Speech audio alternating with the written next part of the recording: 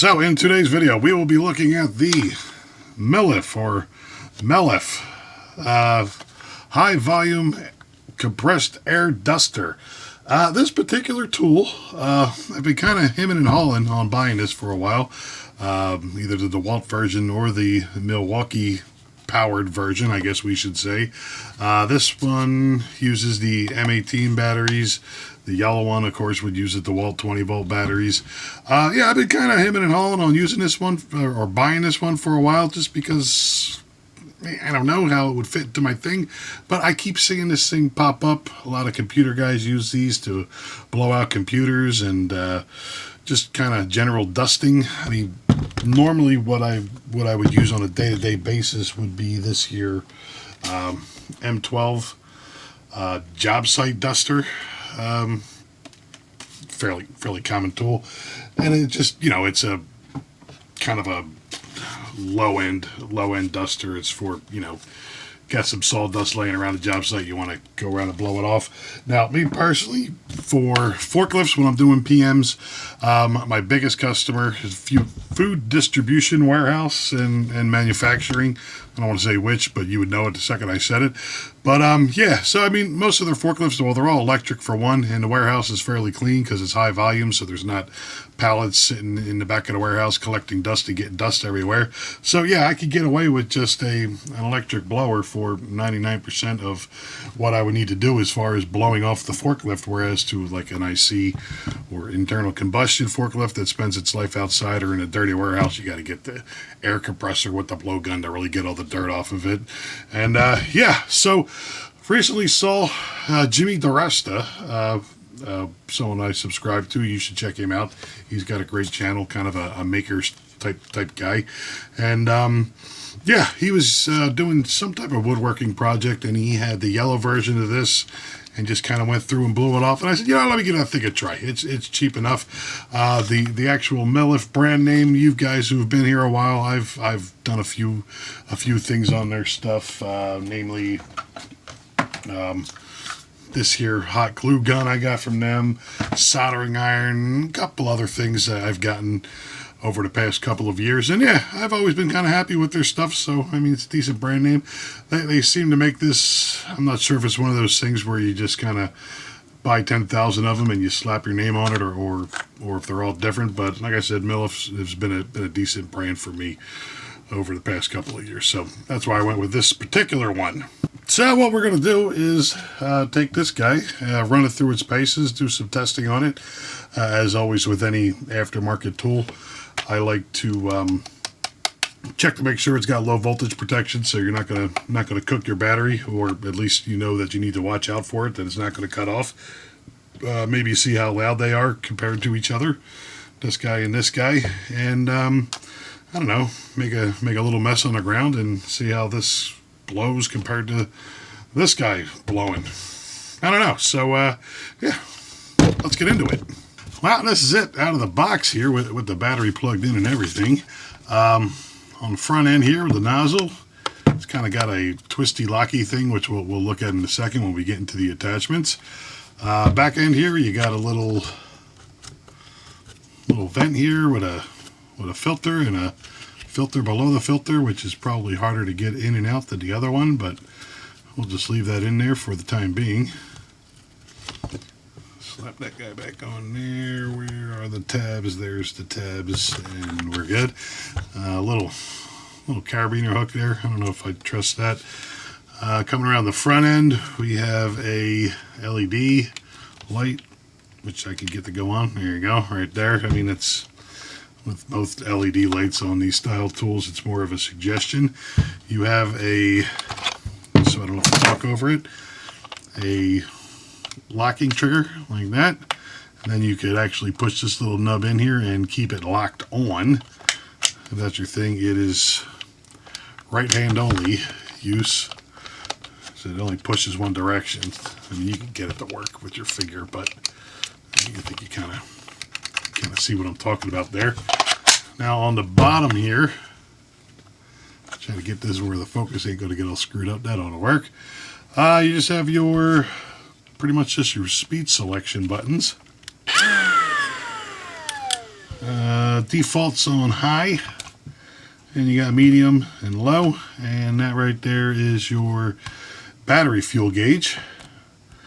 We'll be making a lot of noise with this thing, so let's, if you got headphones on, you've been warned.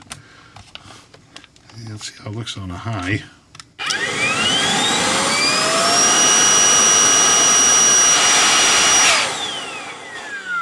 Yes, definitely puts out a decent volume of air. Now getting into what actually comes in the package. Get an assortment of nozzle sizes. I'm guessing that's for some type of inflation type deal. This guy, let's see if we can figure this out. How to get these things on.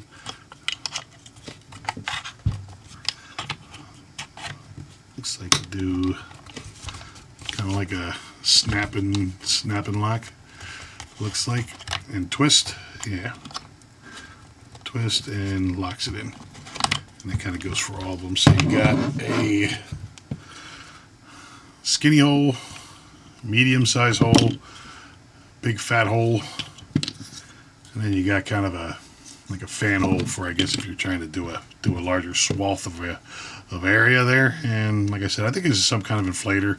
You would like stick this into like an inner tube for a pool. Stick it in there and use this thing to blow that up. And then you got a catheter for if you ever want to blow your bladder up and fart out your pee hole. That's a joke, of course, but yeah, so I guess it's just another inflator style where you stick it in there, and then I guess you can kind of, if you need to inflate something remotely. And last but not least, you got this attachment with the big old hose on it. Now this one is actually the deflator, so anyone who's ever tried to pack away an old air mattress or inner tube or anything like that, you know you can never get all the air out. So this thing kind of works in that effect, where you would jab this in here, and I'm guessing you take this here screen cover off, and you stick that in there, and she's gone from suck to blow. So yeah, that's kind of cool. I mean, I'll never have a use for this outside of home use, but I mean, for work, I'm not going to ever need to do that because I got a vacuum. But yeah, that's kind of cool. So what do you say we take all of this stuff, clear the bench off and all that jazz, and dropping stuff. Yeah, hook it up to the benchtop power supply and do some science stuff as far as voltage goes. I actually just bought a decibel meter too, and we'll kind of compare this as far as how loud it is compared to the old M12 Milwaukee job site blower, and yeah, go from there. Alright, we got it hooked up to the old benchtop power supply set for 20 volts, which would be a fully charged 18 volt battery. Let's put it on low. Just so that way there we can kind of hear the difference in volume of the motor there as far as RPMs go, and we're going to be making a lot of noise, so if you're wearing headphones, you've been warned. And there is the power meter right there, so let's turn it on and turn the voltage down and see when it cuts off.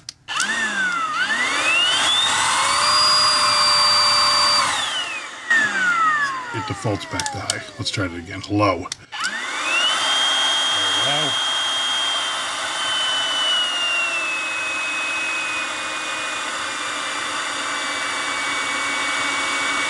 Alright, 14 volts is where I like to see them cut off. About 13 right there, it's still running. The battery gauge is flashing, so it's telling you that it's low. You can also hear the RPMs of the motor are pretty low at this point. Right around 12.65 is where it finally went under. That's a little low for what I like to see battery tools cut off. I'll give it a pass because at that point in time I think the RPMs of the motor are going to pretty much tell you that the battery's dead, but yeah, I don't think I'm meh. We'll just go with meh on that one. So let's turn the voltage back up. 18 volts. So we'll check amperage on the different power settings. I'm not sure if it'll do high. It should do low and medium, I would think. I got 10 amps that I could put into this thing. So let's start off with amps are down here in this here middle line on the power meter, and so we're going to go low. Roughly 3 amps on low.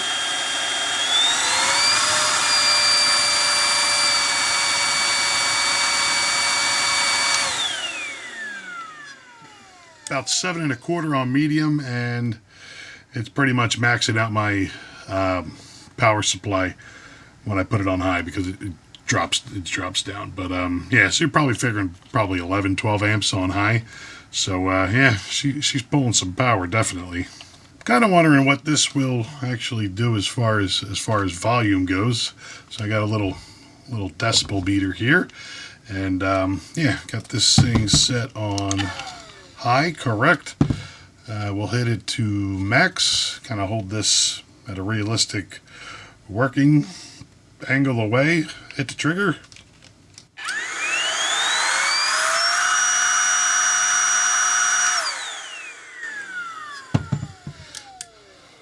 That maxed out at, I want to get your face out of there, 87.7. Now let me grab the Milwaukee, just for reference reasons. I'm sure more people are familiar with this than with that. Zero that guy out. I must be talking. Again, kind of point the impeller towards our face. And I got a fully charged battery in there, so let's see what this one does.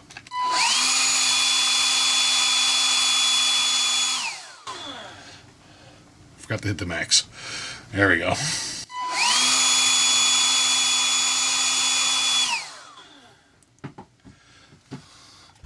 And the old Milwaukee's sitting at 86.7. So, I mean, sound-wise, they're about the same. So that's about it as far as, I don't know, science and taking a look at it. So what do you say? I'm kind of a visual guy. I like to see things working. Kind of take this out back, dump a bunch of kitty litter on the ground, and blow it away with this, and then dump the same amount of kitty litter on the ground and see how it compares to the M12 blower. I will say that the M12 one does have another tube that goes onto here, but for how I use it, it's easier just to use it for this, because it makes it a little bit more compact. So yeah, let's go head out back, see how it compares. All right, we got a baseball cap ice cream dish full with kitty litter. We're just gonna kind of make a mess over here. We'll start off with the Milwaukee on high and see how that does.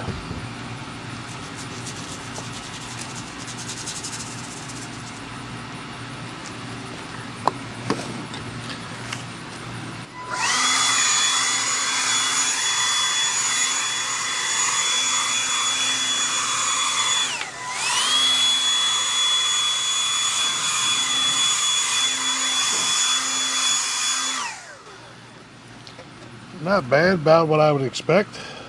Now again, basically the same amount of kitty litter. Let's try it again. This time we'll do it with the old Mellif.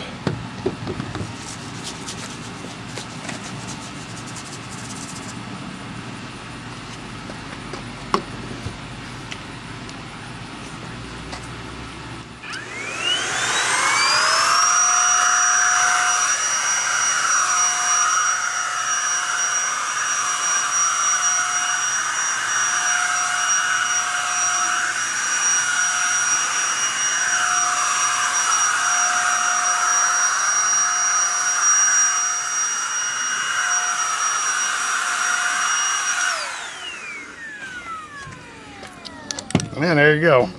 So, I mean, there we go. That was a completely unscientific test, but I think we learned something. At least the Milwaukee M12, I would say definitely at range, this puts out a higher volume of air, allowing you to push things a little bit easier, which kind of makes sense because this is basically a mini leaf blower.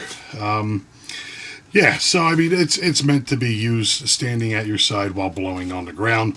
Whereas this thing, you really don't start actually feeling the pressure till you're about, I don't know, 12 to 24 inches away, which, I mean, is kind of what it's intended for anyway. It's got a pistol grip. You're supposed to kind of stick it into stuff and give it a good blow down. So I'm not going to give it any knocks off for the marks for that.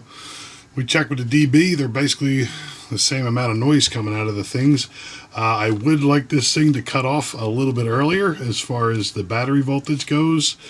What do we say, like about 12 and 3/4, I think, which is borderline dangerous for the batteries. But again, I'll give it a half a pass because at that point in time, you guys heard the RPMs of the motor. It's pretty much useless at that point in time when you get the batteries down that low anyway, but it should be said. So, yeah, that's about all I can say about it. It sucks, it blows, it does what it's supposed to do. If it holds up over time, I'm going to call it a win. By the time this video is posted, I'll have a few miles on the thing at least, so you can check down in the old description there. I'll give my final thoughts after I've been running it a couple of weeks out of the back of the old service truck there. Excuse me, but yeah, that's about it. I'll leave a link to this tool in the description if you're interested in it. Any questions, comments, concerns, leave them down in the old comments section. I'll do my best to get back to you. I'd like to thank you for watching. There you go.